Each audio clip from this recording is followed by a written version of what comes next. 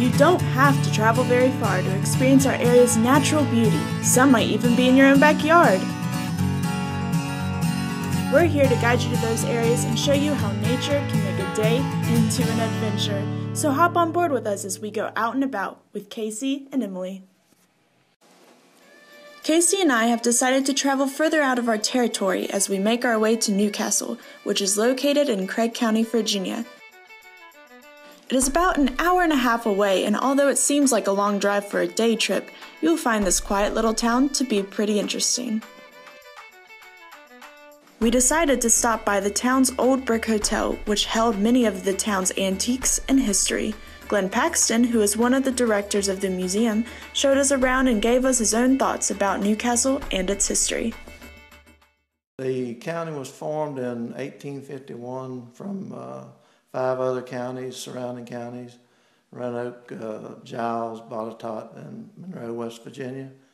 The Historical Society was formed in 1983, and there was a bunch of people got together and wanted to save the old hotel here, and started in restoring it, and it's progressed up through the years to what we have now. The hotel was built in 3 different stages, first starting by, I think it was Madison Gray in 1840. There were 2 saloons here, one upstairs, one down, on the Arlington Saloon and the Star Saloon. And rooms were rented out to all kinds of folks, peddlers and salesmen and that such.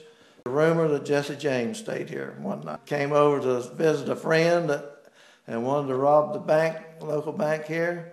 And the friend that lived here talked him out of it. And they rode back to Huntington, West Virginia and robbed that bank.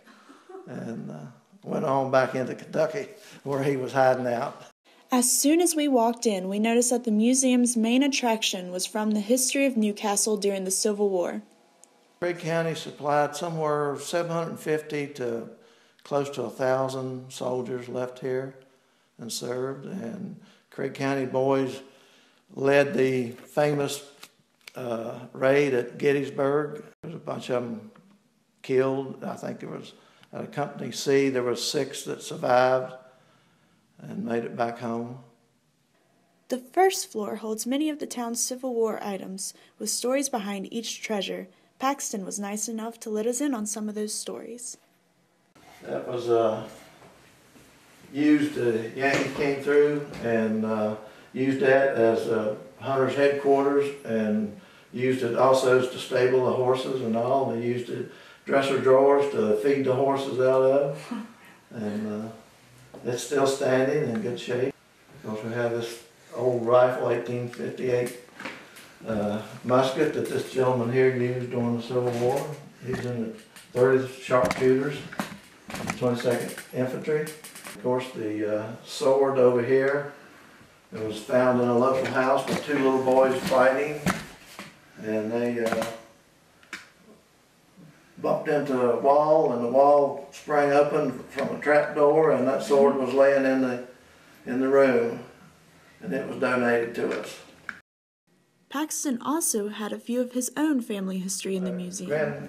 Great-great-grandfather William Paxton, and when the Yankees came through going up the turnpike back to West Virginia, they captured him and was about to execute him up on the road, and he produced a letter out of his pocket commending him on a great job from 6 Yankee officers. He was a safe house for prisoners of war that escaped and stuff. And he's a Yankee sympathizer. And his son here was fighting in the Civil War at the same time. And when they went on up to the home place, they called his wife down by the spring getting water, surrounded her and scared her to death. Pointed guns and bayonets at her, and she was 9 months pregnant, and it scared her to death, and she dropped dead. He then led us upstairs to show us his father's trunk that he used for travel. Used it for 3 trips to Colorado and back, and from 1905 till 1926. Wow. And they came back, him and Granddaddy, and they never did go back. The next 2 floors were artifacts donated by the town or people who lived in the area to give us an idea of the people who resided here and the history over the years at Newcastle. Paxton also took us through some of the town's historical log houses, which were used for men who were coming to the court in Newcastle. We have 2 small log cabins that was restored. One, both were torn down and moved where they are here now. The Keffer cabin was up on St. Creek area, up Route 42, and the Hawkins Byzantine that's a combination of 2 that we just saved the logs out of 2 old cabins and made one small demonstration cabin out of it. The museum survives off of donations that are given to them or pieces of history that are lended to them.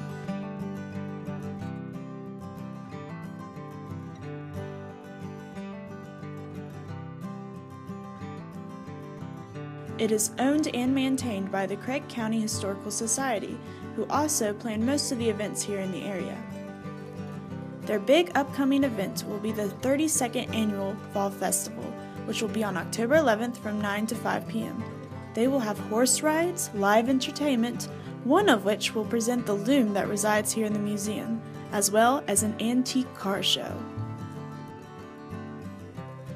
If you cannot make it to the Fall Festival, the museum is open on the weekends and the Genealogy Library is open on Fridays from 1 to 4 p.m. However, you can call at any time to make your own appointment. They also have a dining hall that can be rented out to host meetings or reunions.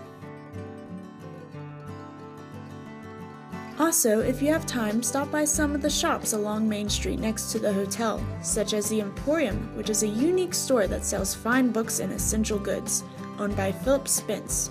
Be sure to stay tuned to CCTV on the community show to hear Spence's interview and a little bit more about the shop.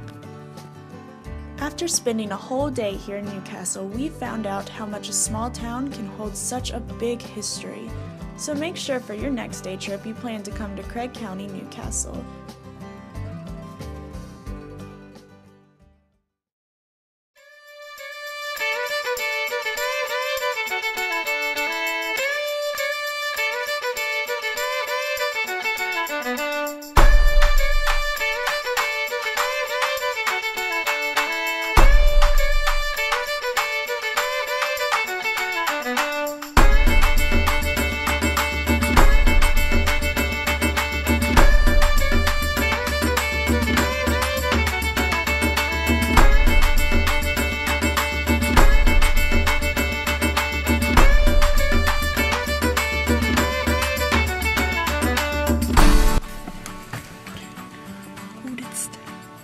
Hey, Casey. Hey, Emily.